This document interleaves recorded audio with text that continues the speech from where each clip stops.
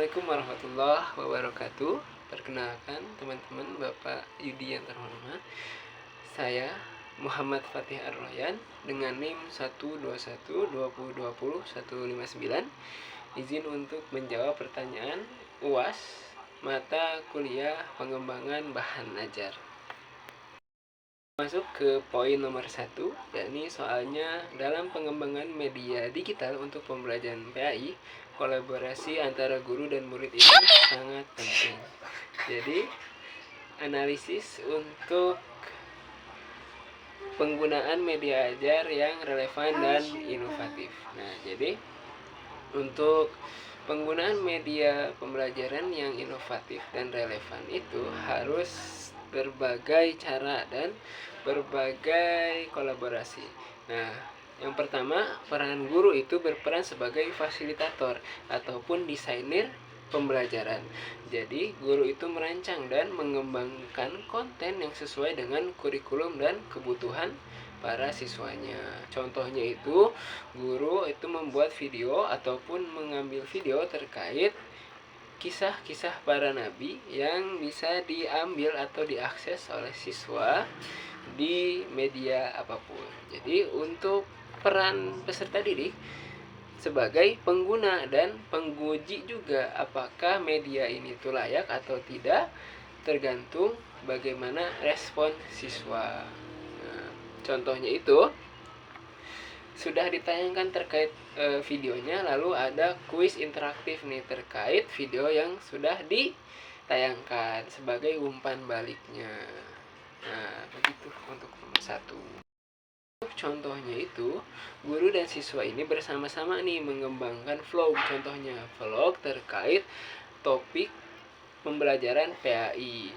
Bagaimana pembelajarannya, bagaimana prakteknya. Lalu guru itu membantu untuk mengkonsep, lalu siswanya bisa membuat video masing-masing. Kita masuk ke pertanyaan nomor 2. Jadi nomor 2 ini membahas bagaimana konsep praktikum dalam pembelajaran PAI. Nah, konsep praktikum PAI itu melibatkan aktivitas ataupun melibatkan pembelajaran langsung yang memungkinkan siswa itu menerapkan teori-teori yang sudah dipelajari di kelas, lalu dipraktekkan langsung untuk menggambarkan situasi nyata siswa agar bisa menggambarkan dalam kehidupan masing-masing siswa. Contohnya itu ada kegiatan ibadah ataupun proyek sosial dan simulasi. Nah, poin kedua, bagaimana nih Anda memanfaatkan pengalaman lapangan untuk mengidentifikasi kebutuhan. Nah, melalui pengalaman pekerjaan ini yang sudah dilakukan, bisa nih melihat langsung kesulitan siswa dalam memahami konsep-konsep praktis PAI. Jadi kita lihat dulu apa sih yang susah dari siswa itu, lalu kita bisa mencari solusinya. Lalu refleksi juga nih studi kasusnya, pengalaman di PPL itu tuh contohnya mengelola ke masjid, kunjungan masjid ataupun lembaga-lembaga sosial dalam mengembangkan praktikum PAI-nya.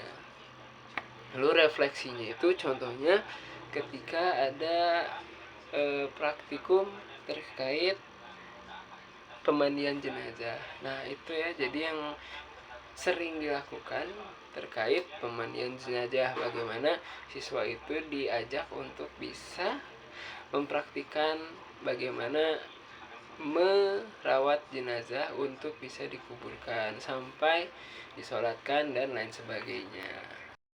Kita lanjut ke nomor 3. Jadi pembahasan terkait nomor 3 yaitu konsep dasar pengembangan LKS dalam pembelajaran PAI.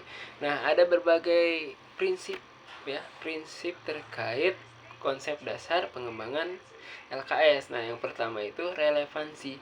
Jadi LKS PAI itu harus relevan, harus sesuai dengan kurikulum dan kebutuhan peserta didik. Lalu poin kedua yakni kontekstual, yakni LKS itu harus mencakup contoh-contoh yang memang relevan juga nih terkait kehidupan siswa agar siswa itu bisa mempraktekannya di kehidupan masing-masing. Lalu ketiga ada keterlibatan aktif. Jadi LKS ini tuh harus melibatkan nih siswa dalam aktivitas yang mendorong siswa itu bersikap kritis dan reflektif. Nah, yang keempat, poin terakhir yakni keberagaman metode. Nah, jadi untuk siswa zaman sekarang, terutama zaman Gen Z dan Alpha ini harus gak mudah bosan gitu ya teman-teman. Jadi harus keberagaman metode gitu ya, metode apapun itu yang penting menarik untuk siswanya. Contohnya juga nih ada sebuah LKS terkait puasa. Jadi itu tuh meliputi latihan praktis perhitungan waktu puasa, perhitungan waktu sholat, jadwal ibadah, dan lain sebagainya. Kita masuk ke nomor 4, analisis kebutuhan bahan ajar PAI di jenjang SD yang meliputi siswa normal dan siswa yang berkebutuhan khusus. Nah, langkah-langkahnya itu yang pertama harus diidentifikasi dulu karakteristik siswanya. Nah, karakteristik siswa normal dan siswa ABK itu tentunya sangat berbeda ya teman-teman. Jadi kita harus tahu dulu nih bagaimana yang cocok untuk bisa menyesuaikan keduanya. Namun untuk lihat di lapangan tuh ada yang namanya tutor teman-teman. Untuk ABK sendiri itu nanti disediakan tutor dan guru pun tidak usah bingung-bingung untuk bagaimana metode yang menyesuaikan ABK, karena memang ABK itu sendiri tuh ada tutornya masing-masing. Nah, yang kedua itu harus pengembangan bahan ajarnya. Nah, disusun nih bahan ajar yang memang sudah ditetapkan cocok nggak untuk bagaimana ABK itu bisa masuk dalam pengembangan bahan ajar ini. Lalu jangan lupa yang terakhir untuk evaluasi. Nah, lalu contohnya itu tadi teman-teman ya. Jadi misal ada pembelajaran terkait wudhu nih ya, lalu siswa normal dan siswa ABK itu tidak dibedakan juga karena memang ada tutornya masing-masing gitu ya. Ataupun kalau memang tidak ada tutornya, disediakan juga nih alat bantu seperti buku yang memang bergambar untuk siswa dengan keterbatasan pendengaran ataupun keterbatasan yang lainnya. Begitu. Untuk poin nomor 5 yakni terkait penyesuaian materi bahan ajar PAI untuk berbagai jenjang. Di sini ada SMP, SMA dan SMK. Nah, jadi untuk poin pertama yakni SMP. Jadi untuk SMP kita tahu juga bahwasanya SMP itu masih lumayan kecil ya, masih dikit-dikit beger gitu ya, masih remaja. Jadi untuk SMP itu menyesuaikan dulu aja karakteristiknya. Yang pertama, memulai memahami abstraksi dan refleksi diri. Jadi harus banyak-banyakin contoh, banyak-banyakin memang materi yang berkaitan dengan usianya mereka sendiri gitu ya. Contohnya kayak video interaktif nih terkait sejarah Nabi dan kuis online terkait untuk memeriksa pemahaman siswa. Nah, untuk masuk ke jenjang SMA kan mulai nih, SMA memulai ada lah berpikir kritisnya. Jadi untuk sifat dari pengembangannya mulai nih kita buat untuk bisa lebih kritis lagi siswanya tuh, lebih mempertanyakan lagi, lebih aktif lagi dalam pembelajarannya, lebih bisa menganalisis siswanya tuh, analisis kasus atau studi-studi kasus. Nah, contoh materinya itu diskusi kelompok terkait etika dalam Islam.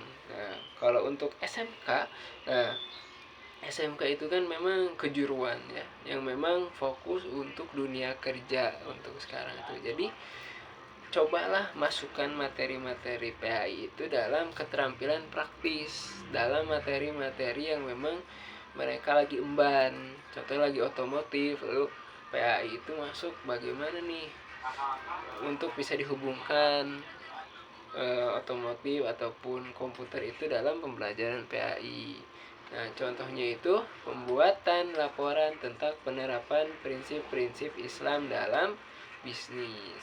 Oke. Sekian jawaban dari saya. Mohon maaf apabila ada kesalahan dan salah kata. Terima kasih.